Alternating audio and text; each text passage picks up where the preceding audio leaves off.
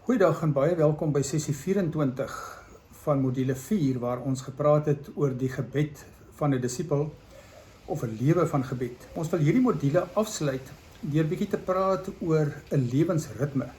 Om vir jouself bietjie te gaan sit en nadink, wat is vir jou belangrik op die geestelike reis? En watter geestelike hulpmiddels is daar wat vir jou kan help om toe te pas wat jy geleer het en om te volhard daarmee? Nou hierdie ding van 'n lewensritme word in Engels genoem 'n rule of life, is iets wat baie eeue terug al in die kloosters ontstaan het, wat bepaal watter geestelike dissiplines vir hulle belangrik is. En daar is baie wysheid daarin en daarom het al meer kerke vandag tot die ontdekking gekom, dit is ook 'n baie goeie ding as almal van ons vir onsself so 'n lewensritme kan kies. Dis niks wat gedwing word of afgedwing word nie. Dis iets wat jy self kies. Dissiplines wat jou kan help op jou reis.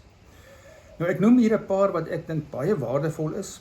Dit is noodsaaklik vir jou eie versorging, vir dit wat jy nodig het. Vir jou voeding, jou kos wat jy ontvang, die seën wat jy daaruit ontvang. So jy word versterk en bemoedig en bekragtig deur sulke dissiplines in jou lewe te hê. Nou die eerste een is natuurlik 'n daaglikse ontmoeting met God. Nou ons het baie verskillende maniere of benaderings deur die loop van ons 4 modules vir jou aan bekend gestel.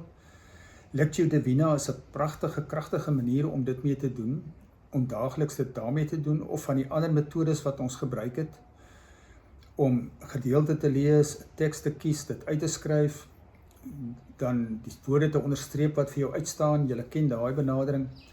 Die een waar jy jou inleef in die teks asof jy self daar is, en dit beleef as of jy dit self eerstehands beleef, is 'n kragtige manier van luister na die teks.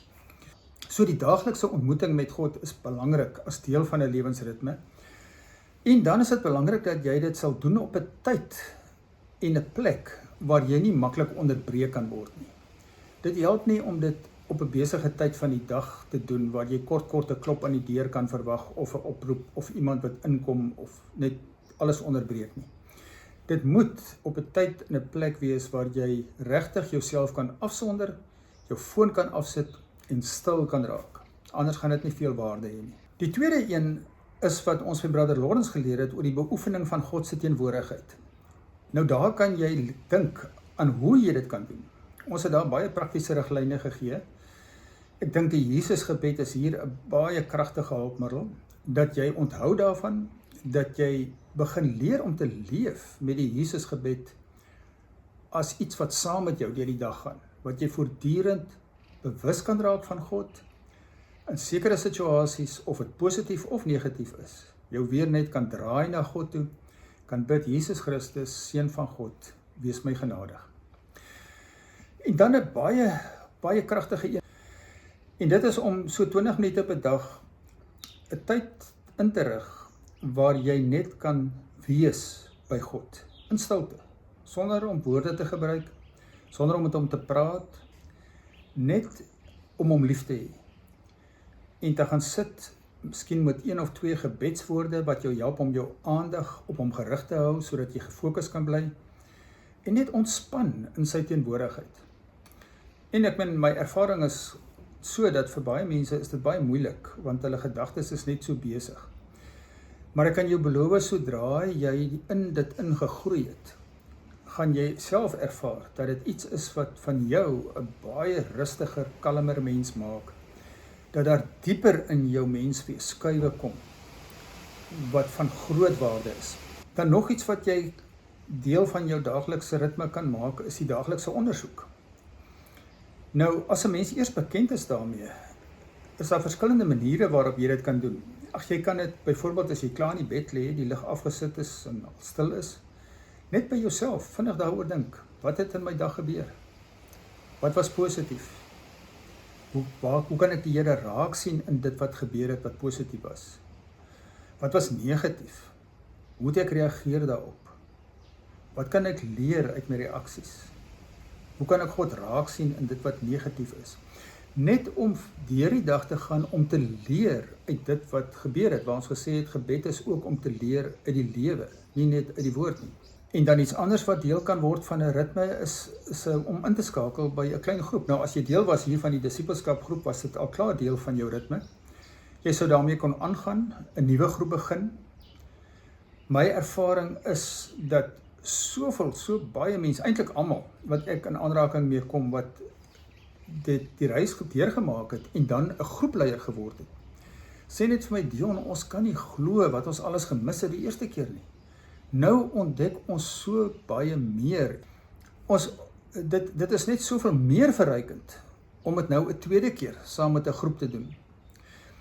En ek glo die rede daarvoor is natuurlik omdat ons almal is op verskillende plekke in ons geestelike reis.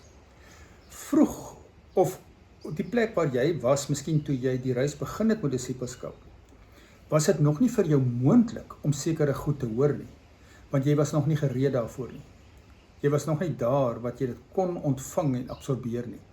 Daar was nog te veel geraas in jou lewe, kan ek amper sê. Te veel wat nog opgeruim moet word. Goed wat moes afgehandel word. Jy van verlos moet word miskien. Dit kan baie dinge wees. Maar as jy klomp van daai goed deurgewerk het, dan is jy op 'n plek waar jy baie rustiger en stiller is.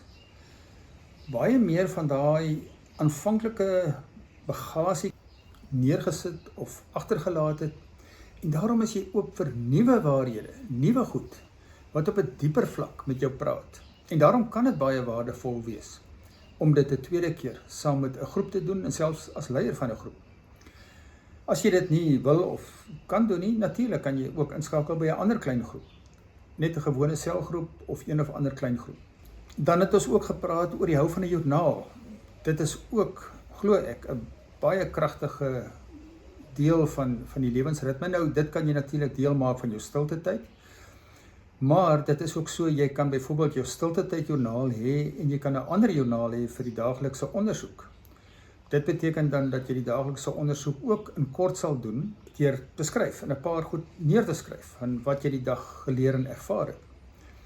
Ek het in my eie dissipline dit baie keer die twee gekombineer, dat ek eers my stilte tyd hou, en na ek stil geword het met die woord, gee ek nog 'n paar minute vir my daaglikse ondersoek, deur terug te kyk na die vorige dag. Nog iets wat geweldig van groot waarde kan wees, is 'n weeklikse sabbat. Dit gaan eintlik oor 'n dag van rus in God se teenwoordigheid, om meer bewus te word van waarmee God in jou lewe besig is. Nou, ek wil nie alles herhaal nie, ek het daaroor gepraat vroeër.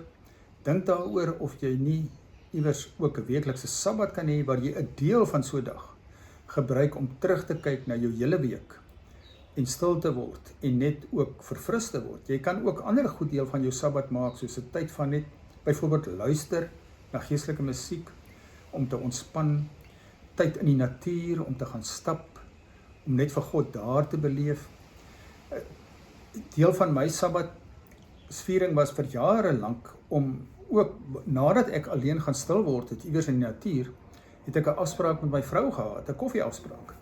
Nou glo, dit is net so belangrik, want as jy aktief is in jou werk, dan is dit baie keer so dat man en vrou nie regtig by mekaar uitkom om mekaar se harte te hoor nie. Dis maar so oppervlakkige kommunikasie.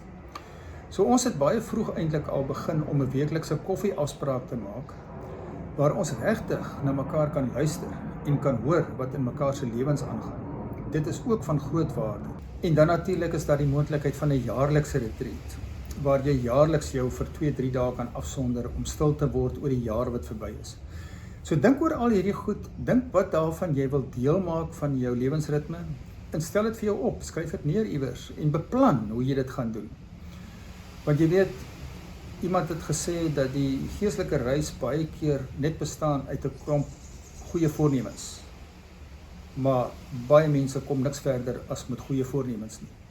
So dit help nie om net goeie voornemens te hê nie. Daar moet beplan word, hoe gaan jy dit implementeer, en hoe gaan jy dit deel maak van jou lewe. So dit bring ons dan by die einde van ons reis, hierdie meer formele aspek van die reis. Ek glo jy sal nou al weet, dat dit nie die einde van die reis is nie, van die disipelskapreis nie. Hierdie wat ons hier geleer het, was net beginsels wat vir jou help hoe om die lewe van 'n disipel te leef. Want hierdie reis hou nooit op nie.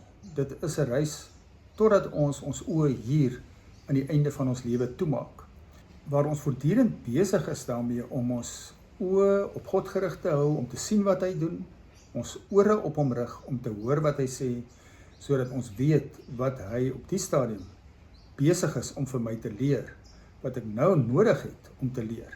En die leerproses kan nie in hierdie lewe afgehandel word nie. Baie dankie vir jou saamreis en mag die Here jou werklik seën op hierdie pad. Mag hy jou seën en beskerm. Mag hy sy aangesig oor jou laat skyn en jou genadig wees. En mag hy sy aangesig oor jou verhef en aan jou sy vrede gee. Amen.